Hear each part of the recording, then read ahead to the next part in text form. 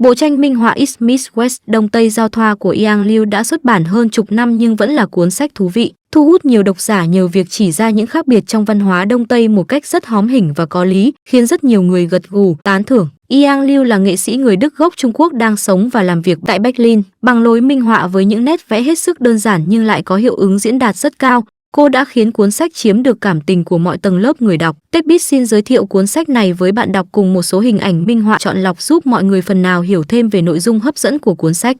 Trong hình minh họa này, màu xanh chỉ văn hóa phương Tây còn màu đỏ là chỉ văn hóa phương Đông.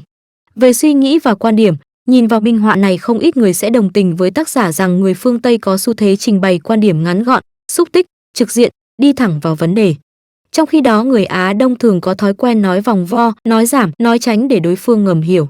Đặc biệt là với các chủ đề tế nhị và nhạy cảm chứ ít khi thể hiện quan điểm quá thẳng thắn vào trực diện. Về mối quan hệ giao lưu, kết nối, cùng là giao lưu, người phương Tây thường có những mối quan hệ ít mắt xích hơn và ít chồng chéo hơn trong khi các mối quan hệ của người Á Đông thường có vẻ chồng chéo và có mắt xích phức tạp, rắc rối hơn.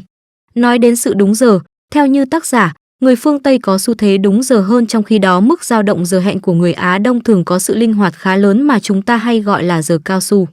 Điều này thì khó ai có thể chối cãi được. Xét đến vị trí của sếp với nhân viên, ở phương Tây, sếp và nhân viên có vị trí khá cân bằng và ngang hàng trong khi điều này là không thể trong văn hóa phương Đông. Người lãnh đạo ở văn hóa phương Đông có quyền lực rất lớn và quan điểm của họ luôn được coi là kim chỉ nam là mệnh lệnh với cấp dưới. Về quan điểm cá nhân, cái tôi cá nhân thường ít được coi trọng trong văn hóa phương Đông trong khi đó điều này là ngược lại ở văn hóa phương Tây. Nói đến phong cách sống, cũng như quan điểm cá nhân ở trên, phong cách sống của người phương Đông có xu hướng đề cao tính tập thể, cộng đồng và đặt cái tôi của mình bên dưới ý kiến của tập thể. Trong khi người phương Tây thì đề cao tính cá nhân và sự độc lập. Với cách giải quyết vấn đề, người phương Đông dường như thường có xu hướng né tránh vấn đề hoặc đi đường vòng để tránh đụng chạm, làm tổn thương đối phương. Nhưng người phương Tây thì thường có xu hướng đi thẳng vào vấn đề và coi việc đối mặt trực tiếp với vấn đề là cách giải quyết tốt nhất. Khi đi du lịch, người phương Đông thường có xu hướng ghi lại cảnh đẹp khi du lịch với máy ảnh hơn là tập trung thưởng ngoạn. Trong khi người phương Tây thì thường tập trung vào ngắm cảnh sắc. Về cách chăm sóc trẻ, người phương Tây thường có xu hướng để trẻ con được trải nghiệm và được đối xử tôn trọng ngang bằng như người lớn. Ngược lại trong văn hóa phương Đông, đứa trẻ sẽ là trung tâm sự chú ý, bao bọc của cả gia đình.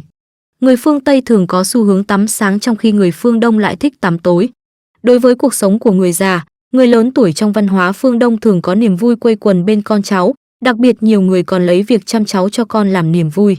Trong khi người cao tuổi trong văn hóa phương Tây thường được thấy với hình ảnh sống riêng rẽ với con cháu, thay vì sống cùng, chăm cháu, họ dành thời gian cho thú cưng, sống độc lập và đi du lịch. Còn bạn thấy sao? Bạn có đồng ý với các quan điểm này không?